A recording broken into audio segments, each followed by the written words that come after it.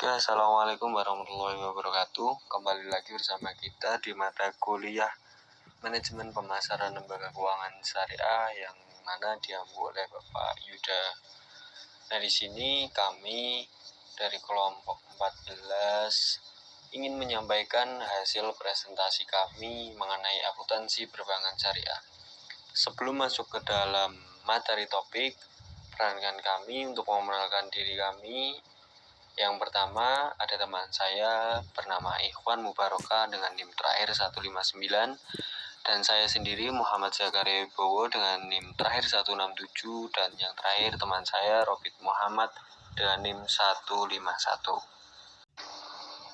Oke, topik pembahasannya yang pertama perlunya akuntansi, terus yang kedua perkembangan kerangka dasar penyusunan dan penyajian laporan keuangan syariah, yang ketiga paradigma, asas, dan karakteristik transaksi syariah menurut AAOIVI. Lalu yang selanjutnya bentuk laporan keuangan bank syariah menurut AAOIVI, dan yang terakhir yaitu syarat kualitatif laporan keuangan menurut AAOIVI. Perlunya akuntansi syariah. Perlunya akuntansi syariah sangat berhubungan dengan nilai sosial dan nilai ekonomi yang berlaku dalam masyarakat. Dengan demikian, perubahan dalam masyarakat akan mempengaruhi perubahan dalam sifat akuntansi. Dalam masyarakat kapitalis, tujuan utama akuntansi digunakan untuk melaporkan hasil bisnis dari siapa yang minat utamanya memaksimalkan laba dari investasi yang dilakukan. Dalam masyarakat Muslim atau Islam, dijalankan dengan asumsi yang berbeda. Apa sih asumsinya? Yaitu bahwa manusia berada dalam konsep khalifah Allah di muka bumi. Dengan demikian, manusia hanya memiliki kebebasan yang terbatas dalam hal pendapatan, pembelanjaan, menyimpan, dan menginvestasikan sumber-sumber daya mereka.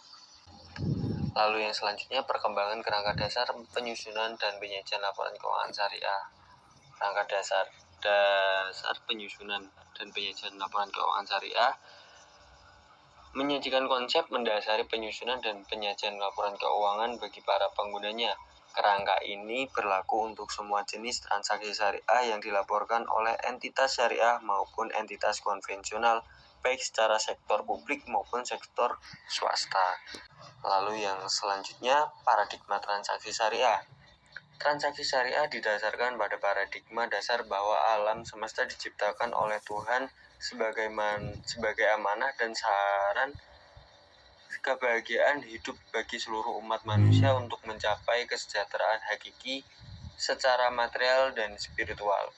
Substansinya adalah bahwa setiap aktivitas manusia memiliki akuntabilitas dan nilai ilahi yang menempatkan perangkat syariah dan akhlak sebagai parameter baik dan buruk, benar dan salahnya aktivitas usaha. Lalu perkembangan dasar penyusunan dan penyajian laporan keuangan syariah, asas transaksi syariah. Nah, di sini ada 4. Persaudaraan atau dengan kata lain ukhuwah, keadilan dengan kata lain adalah, kemaslahatan dengan kata lain maslahah, dan yang terakhir keseimbangan dengan kata lain tawazun. Oke, yang selanjutnya akan dijelaskan oleh teman saya. Selanjutnya adalah mengenai karakteristik transaksi syariah. Yang pertama, transaksi hanya dilakukan dengan prinsip saling paham dan saling ridho. Yang kedua, prinsip kebebasan bertransaksi diakui sepanjang objek halal dan baik. Yang ketiga, uang hanya sebagai alat tukar dan satuan pengukur nilai, bukan sebagai komoditas. Yang keempat, tidak mengandung unsur riba, kezaliman, gharar, dan haram. Yang kelima, tidak menganut prinsip nilai waktu dari uang atau time value of you. Lalu yang keenam, ada transaksi yang dilakukan berdasarkan suatu penyajian yang jelas dan benar serta keuntungan yang untuk semua pihak. Lalu yang ketujuh, tidak ada distorsi harga melalui rekayasa permintaan dan rekayasa penawaran. Yang terakhir, tidak mengandung unsur kolusi dengan suap menyuap. Lalu tujuan laporan keuangan syariah ya, ada 4. Yang pertama adalah meningkatkan kepatuhan terhadap prinsip syariah. Yang kedua adalah informasi kepatuhan entitas syariah terhadap prinsip syariah. Yang ketiga ada informasi untuk membantu mengevaluasi pemenuhan tanggung jawab entitas syariah terhadap amanah dalam mengamankan dana, menginvestasikan pada tingkat keuntungan yang layak. Lalu ada yang keempat, yaitu informasi tentang tingkat keuntungan investasi yang diperoleh penanam modal dan pemilik dana syirkah temporer, dan informasi mengenai pemenuhan kewajiban atau obligation fungsi sosial entitas syariah termasuk pengelolaan dan penyaluran zakat, infak, sedekah, dan wakaf. Lalu ada bentuk laporan keuangan syariah. Nah, dalam bentuk laporan keuangan syariah ini dibagi menjadi 4. Yang pertama adalah posisi keuntungan entitas syariah disajikan sebagai neraca, lalu informasi kinerja entitas syariah disajikan dalam laporan laba rugi, informasi perubahan keuangan keuntungan entitas syariah, lalu ada informasi seperti laporan penjelasan tentang pemenuhan fungsi sosial entitas syariah. Dan yang terakhir adalah catatan dan schedule tambahan. Asumsi dasar. Nah, dasar akurasi laporan keuntungan disajikan atas dasar aktual. Maksudnya adalah bahwa pengaruh transaksi dan peristiwa yang diakui pada saat kejadian yang diungkapkan dalam catatan akuntansi setelah dilaporkan dalam keuntungan dalam laporan keuangan pada periode yang bersangkutan. Nah, laporan keuangan ini biasanya disusun atas dasar asumsi kelangsungan usaha entitas syariah yang akan melanjutkan usaha, di mana oleh karena itu entitas syariah diasumsikan tidak bermaksud atau berkeinginan melikuidasi atau mengurangi secara material skala usahanya, begitu. Ini karakteristik kualitas laporan keuangan. Di karakteristik kualitas laporan keuangan ini ada 4. Yang pertama adalah harus dapat dipahami, yang kedua relevan, ketiga keandalan, dan yang keempat adalah dapat dibandingkan. Kendala informasi yang relevan dan andal. Nah, yang pertama adalah mengenai tepat waktu. Jika terdapat penundaan yang tidak semestinya dalam laporan, maka informasi yang disajikan akan kehilangan relevansinya. Nah, yang kedua adalah keseimbangan antara biaya dan manfaat. Nah, keseimbangan antara biaya dan manfaat lebih merupakan suatu kendala yang dapat terjadi dari suatu karakteristik kualitas. Manfaat yang dihasilkan informasi harusnya melebihi biaya perusahaan. Mengenai unsur-unsur laporan keuangan, yang pertama adalah laporan keuangan.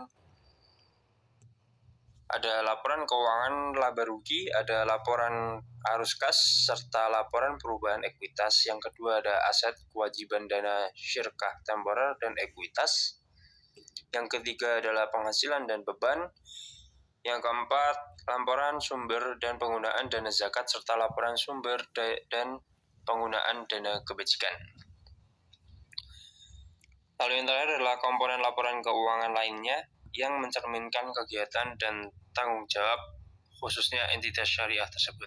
Selanjutnya yaitu pengukuran unsur laporan keuangan syariah, yaitu terdiri dari biaya historis, biaya kini, nilai relasi atau penyelesaian. Yaitu laporan keuangan bank syariah PSAK 101.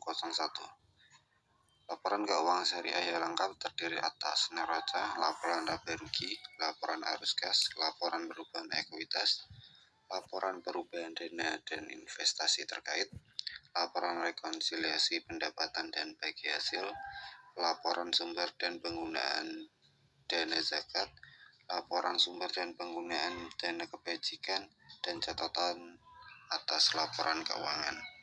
Konsep dasar akuntansi syariah menurut AOIFI dan pemikiran Islam. Tujuan akuntansi keuangan dan laporan keuangan dapat digunakan sebagai panduan bagi Dewan Standar untuk menghasilkan standar yang konsisten. Tujuan akan membantu bank dan lembaga keuangan syariah untuk memilih berbagai alternatif metode akuntansi pada saat standar akuntansi belum mengatur. Pemakai dan kebutuhan informasi. Laporan keuangan menurut AOIFI antara lain sebagai berikut, yaitu untuk pemegang saham, pemegang investasi, pemilik dana tabungan, pihak yang melakukan transaksi bisnis, dan pengelola zakat. Selanjutnya itu paradigma asas dan karakteristik transaksi syariah menurut AOIFI. Tidak boleh adanya bunga dan perdagangan tersebut adalah halal. Tidak boleh dilakukan secara tidak adil, tidak boleh memasukkan hal-hal yang belum pasti. Yang diminta oleh AOIFI adalah laporan keuangan perubahan posisi keuangan, laporan laba rugi, laporan perubahan ekuitas atau laporan perubahan saldo laba, laporan arus kas, laporan perubahan investasi yang didatasi dan ekuivalennya. Selanjutnya laporan sumber dan penggunaan dana zakat serta dana sumbangan, laporan sumber dan penggunaan dana Qorood Hasan. Syarat kualitatif laporan keuangan menurut AOIFI. Yang pertama itu relevan, dapat diandalkan, dapat dibandingkan, konsisten, dan dapat dimengerti. Sekian pemaparan materi dari kelompok kami.